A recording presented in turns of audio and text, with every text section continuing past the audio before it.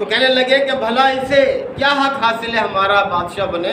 ہم زیادہ حقدار ہیں اس سے بادشاہ بننے کے۔ اور وجہ یہ بیان کی انہوں نے،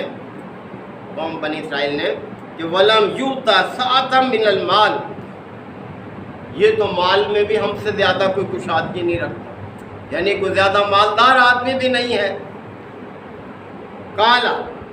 تو ان کے نبی نے کہا، ان اللہ اصطفاہ علیکم، اللہ نے ہی اسے تم پر منتخب کیا ہے۔ بھائی جو بھی ہے یہ اللہ کا منتخب شدہ ہے، اللہ نے اس کو منتخب کیا ہے تمہارے لیے بادشاہ۔ وَزَادَهُ بَسْطَةً فِي الْعِلْمِ وَالْجِسْمِ، اور اللہ نے اس کو علم اور جسم دونوں لحاظ سے کشادگی عطا کی ہے، یعنی اللہ نے اس کو علم بخشا ہے، زیادہ علم دیا ہے تمہارے مقابلے میں، اور جسم بھی، یعنی بڑا جسیم ہے۔ اب دیکھیں اللہ تعالیٰ نے یہ بھی حکمت اختیار کی ہے کہ جیسے کوئی قوم ہوتی ہے ویسی صلاحیت کا آدمی اس کے لیے منتخب کیا جاتا ہے۔ یعنی وہ عمالقہ قوم جس سے مقابلہ تھا، وہ جن سے ڈر گئے تھے بنی اسرائیل والے، کہتے تھے وہ تو بڑے زبردست لوگ ہیں،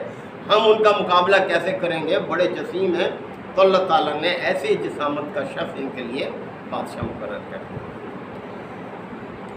تو نبی نے اپنی قوم سے کہا کہ یہ علم اور جسم دونوں میں تم پر سبقت رکھتا ہے، بڑی کشادگی اس کو حاصل ہے۔ واللہ یؤتی ملکہ من یشاء، اور اللہ جسے چاہے اپنی بادشاہت عطا کرتا ہے، یہ تو اللہ کا فیصلہ ہے، اس کا اختیار ہے۔ واللہ واسع علیم، اور اللہ بہت وسعت کا مالک بھی ہے اور علم کا مالک، یعنی اللہ جو فیصلہ کرتا ہے اپنے علم کی بنیاد پر کرتا ہے، تمہیں چاہیے کہ اس کے فیصلے کو قبول کریں۔ وقال لهم نبیہم، اور ان کے نبی نے ان سے یہ بھی کہا، ان آیت ملک ہی، کہ اس کے بادشاہ ہونے کی نشانی یہ ہے، ان یاتیکم التابوت، کہ تمہیں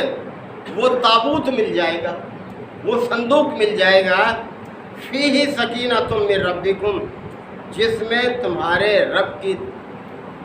طرف سے تمہارے لیے اطمینان قلب کا سامان ہے، سکینت ہے، سکون قلب کا سامان ہے اس صندوق میں تمہارے لیے۔ یہ صندوق انہی لڑائیوں میں ان سے گم ہو گیا تھا بنی اسرائیل سے، اور یہ کہتے تھے کہ ہمارے لیے بہت یہ مصیبتیں آتی رہتی ہیں، وہ سکون صندوق مل جائے تو ہمیں سکون حاصل ہوگا۔ اور یہ عمالقہ کے قبضے میں تھا، وہ اس سے یہ ڈرتے تھے صندوق سے کہ اس کی وجہ سے ہمارے اوپر مصیبتیں آتی رہتی ہیں۔ اور بائبل بھی کا بیان ہے کہ انہوں نے ایک بیل گاڑی پر اس صندوق کو رکھا اور ہانک دیا کہ اب جہاں بھی جائیے۔ تو نبی نے ان کو کہا کہ تمہیں وہ صندوق مل جائے گا، اس قوم سے لڑو، تمہیں وہ صندوق مل جائے گا جس میں تمہارے لیے اطمینان قلب کا سامان ہے۔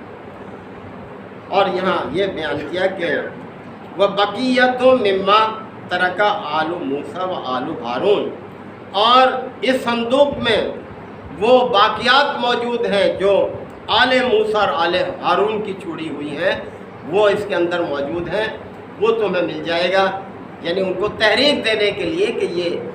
لڑنے کے لیے آمادہ ہو، کہ جب تم جنگ کرو گے تم کامیاب ہوگے اور تمہیں یہ صندوق جو ہے وہ مل جائے گا۔ اور اس میں وہ باقیات موجود ہیں جو آل موسیٰ آل ہارون کی۔ تو یہ بیان کیا جاتا ہے کہ اس صندوق میں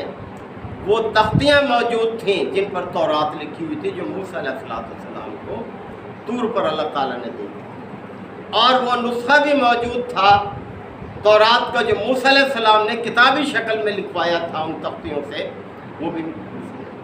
اور اسی طرح سے اس صندوق میں حضرت موسیٰ علیہ السلام کا وہ عصا بھی تھا جو کہ معجزہ کے طور پر اللہ تعالیٰ نے ان کو عطا کیا تھا۔ اور اسی طرح سے ایک بوتل بھی تھی جس کے اندر من موجود تھا، یعنی جو سینا کے میدان میں قوم بنی اسرائیل پر آسمان سے جو کھانا اترتا تھا، اس کا بھی کوئی تھوڑا سا حصہ اس بوتل کے اندر موجود تھا۔ تو یہ لوگ سمجھتے تھے کہ یہ ہمیں مل جائے گا تو ہمیں بہت آرام حاصل ہو جائے گا، تو ان کو یقین دلایا گیا کہ بھئی تمہیں وہ بھی مل جائے گا. اور یہ کہ اللہ تعالیٰ نے فرمایا تحمل